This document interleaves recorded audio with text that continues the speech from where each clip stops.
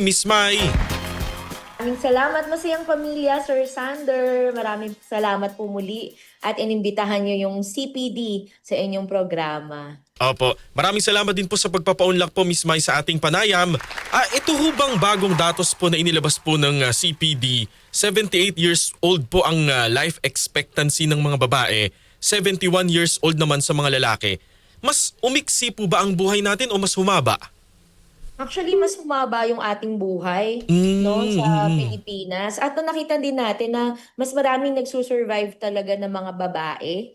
Maybe because of our lifestyle, according to the longitudinal study on aging sa Pilipinas, no, because of the lifestyle of Filipinas in general. And yung mga lalaki daw mas shorter. Pero more than this life expectancy, what we are really pointing out, excuse me, for Opo. policy, Sir Sander, is that in 2027, we are going to be aging, an aging population na talaga. Kasi according to the PSA, the senior population in the Philippines is projected to account for more than 10% of the total population ng ating bansa. So in that standard pa lang, aging na tayo talaga sa Okay, Pilipinas by 2027. 2027, ibig sabihin po ang ating mga tao dito po sa Pilipinas, ang mga Pilipino ay nandun na po sa age na lolo at lola na.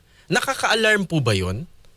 Actually, sa ngayon, hindi naman tayo kailangang ma-alarm dahil nga in the past, napakabilis ng ating population growth rate. So madami pa namang bata na ngayon ay magko-contribute na sa population dahil manganganak na sila. Yun lang, kailangan ngayon pa lang maging alert na tayo na i-prepare na ang ating bansa para dito sa mas maraming bilang na nakatatanda. Kasi ang ibig sabihin nito, tayo po, Sir Sander, na working age population, edad 15 to 64, ay kailangang mag-work double time to support itong older population at saka yung population na 0 to 14. Ang tawag natin ay dependent population. Yun po yung dapat natin talagang tignan. Kasi alam naman natin, Sir Sander, sa ngayon, kailangan po talaga ng mas paigting, no, na serbisyo para sa kalusugan, sa mental health, no, ng ating mga older persons. Ang tawag daw sa kanila ay older persons, hindi elderly. Yun daw ang political term,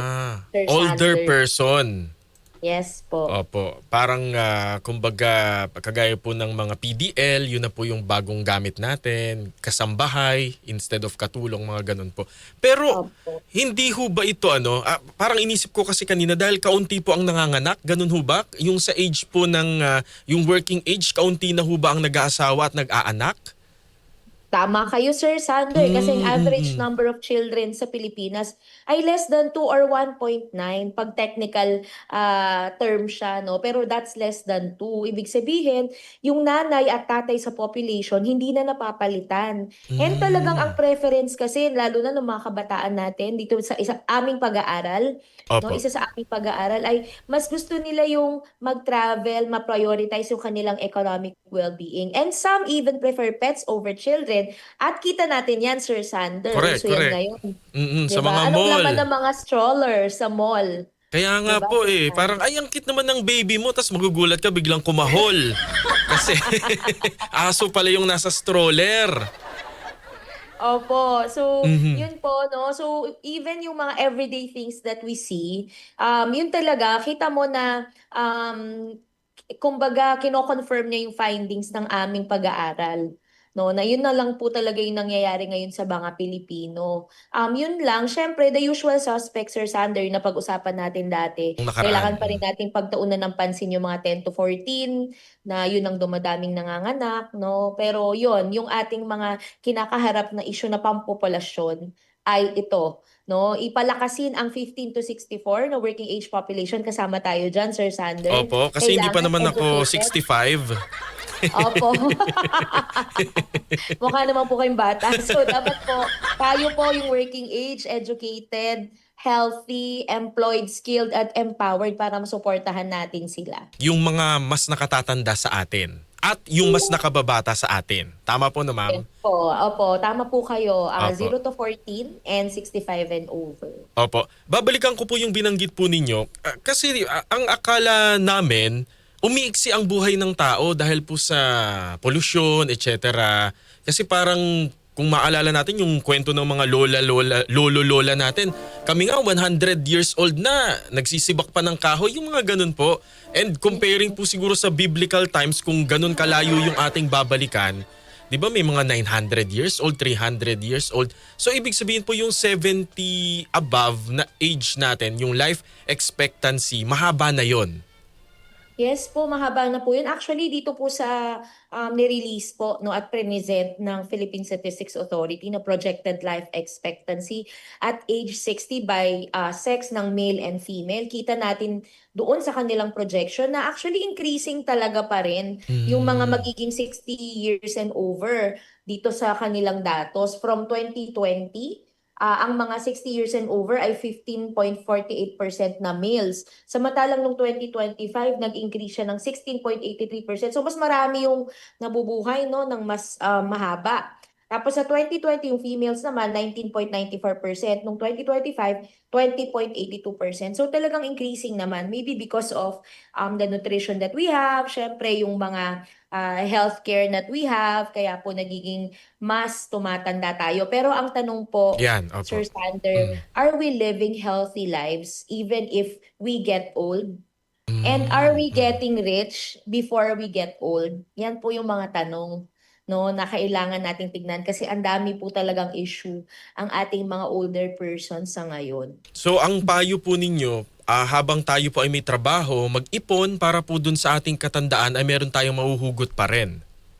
Opo, Sir Sander, kasi nakakalungkot din na ito pong nirelease ng PSA PSA. Mhm. no na marami pong persons in the labor force na 60 years and over. Anong ibig sabihin nito? Maaaring kulang pa din yung meron silang resources kaya kailangan nila magtrabaho 60 years and over. Although 65 naman talaga retirement sa gobyerno, 'di Opo. ba? Mhm. Pero yun po na mas marami yung employed in the labor force in the past 10 years, increasing pa siya. Kumbaga ho, dapat sana by 60 nagre-retire na yung mga kababayan natin, pero it seems na sinasagad po nila until 65 dahil po siguro dun sa mga reasons na bukod siguro sa gusto pa nila talagang magtrabaho, no, yung iba po malamang, pero baka po kasi yung iba baka hindi po kayanin nung kanilang kinikita pag sila ay nagretiro. Tama kayo, Sir Sander. And anecdotal data o yung nakikita natin no, qualitatively na mas siguro nagli-lean talaga tayo doon sa kulang kasi talaga yung resources kaya kailangan pa talaga magtrabaho ng ating mga older persons. Opo, dun sa datos po ng CPD, 71 po ang life expectancy ng mga lalaki, 78 sa mga babae. Bakit ho, parang ang layo po nung agwat? At ano ho ang reason bakit po mas madaling mamatay ang mga lalaki? Opo, anecdotal or Ayan, sige qualitatively. ma'am, opo. Oo. Dito po no sa mga research na nakikita natin, Sir Sander, yung mga lalaki daw kasi yung lifestyle po nila, no? Bisyo. Syempre, Bisyo. hindi nila priority yung kanilang healthcare at Mm. yung the lifestyle that they lead, more prone sila to smoking, drinking, and vices. So yun po, unlike yung mga babae. Pero Sir Sander, dun sa longitudinal study on aging na aking binabanggit, kahit na women live longer, ang problema is they live unhealthier lives than the men na who live shorter or mas maikli, pero hindi sila yung parang nagiging bedridden or hindi nagagawa yung mga activities for daily living. Yun yung tawag ng research na to. So, ibig sabihin, kahit mas maikli ang buhay ng mga lalaki, hindi mas unhealthy yung mga babae na nagli-live longer. Teka lang po. Kung mas unhealthy po ang mga babae, base po dun sa inyong mga pag-aaral, bakit po mas mahaba ang buhay nila? Ang ibig sabihin po nung unhealthy is more of hindi na nagagawa yung activities of daily living. Ang activities of daily living kasi is you can take care of yourself. You are living independently. Kumbaga Mhm, opo, mhm. maaari pong nagiging bedridden or mas nagiging weak yung mga babae sa pagdaan ng kanilang edad. Unlike yung mga lalaki, siguro dahil mas maikli yung buhay, Mhm, syempre mhm. hindi na masyadong nagiging mahaba yung time nila na assisted yung living nila. Mas nagagawa nila yung activities of daily living or living independently. Opo. not dependent talaga on someone to take care of them. Opo, kumbaga po parang mas kung okay ko lang sabihin, medyo shortcut po sa lalaki, patay agad gano'n. Hindi, pero factor din po ba ma'am yung factor din ba na yung sa uri ng trabaho? Kasi po 'di ba parang yung ibang mga kalalakihan mas sumasabak po dun sa halimbawa po mining, construction work na mas medyo peligroso po versus dun sa mga babae na baka mas nasa office po, nasa corporate world. Maaari pong factor din ito, Sir Sander, lalo na yung data na meron tayo ngayon, yung women are more educated than men. According to the Philippine Statistics Authority. So maaari, yung mga educated women, syempre yung mapupuntahan nilang trabaho ay hindi ganon ka-intensive ang requirement physically. Unlike yung mga lalaki na mas less educated, I think anecdotally or qualitatively sinasabi na yung iba kasi nagtatrabaho para makatulong agad sa family. So ang nakakapagpaaral or nakakapag-aral ay yung mga babae. Babae. So napapag-aral na yon. So yun, maaari po yung sinabi niyong factor because of the intensive labor requirement na meron ang mga lalaki. Isa rin po itong factor din talaga sa mas maikling buhay ng mga kalalakihan aside from the lifestyle and health and well-being ng mga kalalakihan dahil nakita din po doon sa longitudinal study, of course yung mga kalalakihan, yan yung mga hindi masyadong nakakapagpa-check up, hindi Correct. masyadong prioritize yung kanilang health and well-being. Kaya Sir Sander, prioritize po yung health and well-being ninyo. Dahil hanggang 71 lang pala kami, no? Hindi, kasi totoo po yung binabanggit po ni Miss May, ito po ay scientific na pag-aaral po ng Commission on Population and Development. Yung iba ho sa atin, baka po walang pakialam yung mga insurance. Halimbawa ay nilalagnat na ng isang linggo. Hindi, ano lang yan, paracetamol lang yan.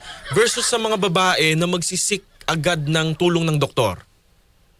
Tama ho kayo, Sir Sander. Kita talaga natin yan no, correct. dito sa longitudinal study on aging. Opo. Miss May, baka meron pa ho kayong ibang mga datos na nais po ninyong talakayin sa ating programa na hindi po namin naitanong? Okay. So aside from the older persons, Sir Sander, yun talaga muna yung talagang nais nating ipaalam sa ating madla no na in 2027 ang ating mga edad 60 above ay will comprise 10% of our total population according to the Philippine Statistics Authority. At the same time, kailangan pa rin nating ay address ang 0 to 14 na panganganak ng ating mga kababayang Pilipino dahil yun talaga yung nag-i-increase. No? Pero at the same time, kailangan din nating i-ensure na yung ating mga kababayang Pilipino ay maakamit yung number of children that they have. Kasi ang usual po or average ay less than 2 children na ang pinapanganak ng mga Pilipino. But more than the numbers, quality of life pa rin talaga ang Correct. nais nating mangyari sa ating mga kababayan. Kasi po halimbawa, ang dami ng anak pero hindi naman po nabibigyan ng nutrisyon at ng edukasyon, parang baliwala rin po yung bilang na yon. Yes po, quality of life is really optimum for the Philippines para nga makamit natin according to yung aming mother agency, the Department of Economy, Planning and Development, para makamit natin ang ating Ambition 2040, para maging planado, matatag, at maginhawa yung buhay natin. Maraming salamat po sa inyo, Miss Maylene Mirasol Maykiray. Maraming salamat po ma'am sa pagbibigay po sa amin lagi ng pagpapaunlak po sa ating mga panayam. Masayang pamilya po. Maraming salamat, Sir Sander. Masayang pamilya mula po sa Commission on Population and